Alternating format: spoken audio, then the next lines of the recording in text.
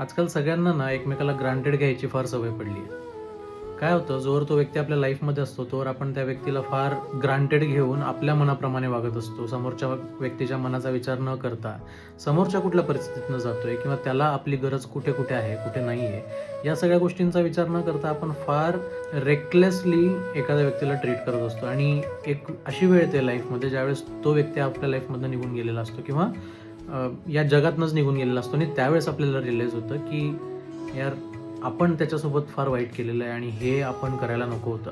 त्यावेळेसचा जो रिग्रेट आणि जो गिल्ट असतो ना, तो फार भयंकर असतो आणि त्यातनं रिकव्हर होणंसुद्धा फार डिफिकल्ट असतं. कारण तो व्यक्तीच नसल्यामुळे तुम्ही काहीही करू शकत नाही त्या तुमच्या चुका करेक्ट करण्यासाठी. त्यामुळे तुमच्या लाईफमध्ये जर कोणी लोकं असतील, अजूनही प्रेझेंट असतील किंवा निघायच्या मार्गावर असतील, तर प्लीज तुमच्या ज्या काही चुका झाल्या असतील किंवा तुम्ही जर त्यांना फॉर ग्रांटेड घेत असाल, तुमच्या काही वागण्यामुळे त्यांना त्रास होत असेल, तर प्लीज स्वतःमध्ये बदल करून या सगळ्या गोष्टी करेक्ट करा. तुमचं रिलेशनशिप क्युअर करा आणि त्या व्यक्तीला किंमत द्यायला शिका. काय होतं, चांगल्या लोकांना तू खूप चांगला आहे असं फार कमी ऐकायला मिळतं आणि ज्यावेळेस एखाद्या व्यक्तीला त्याच्या एफर्ट्सची व्हॅल्यू होताना दिसत नसते ना, त्यावेळेस एका मुवमेंटनंतर तो माणूस आतनं हरायला चालू होतो आणि इव्हेंच्युअली एक दिवस असा येतो की त्याला असं वाटतं की चांगलं राहून या जगात काहीच उपयोग नाही.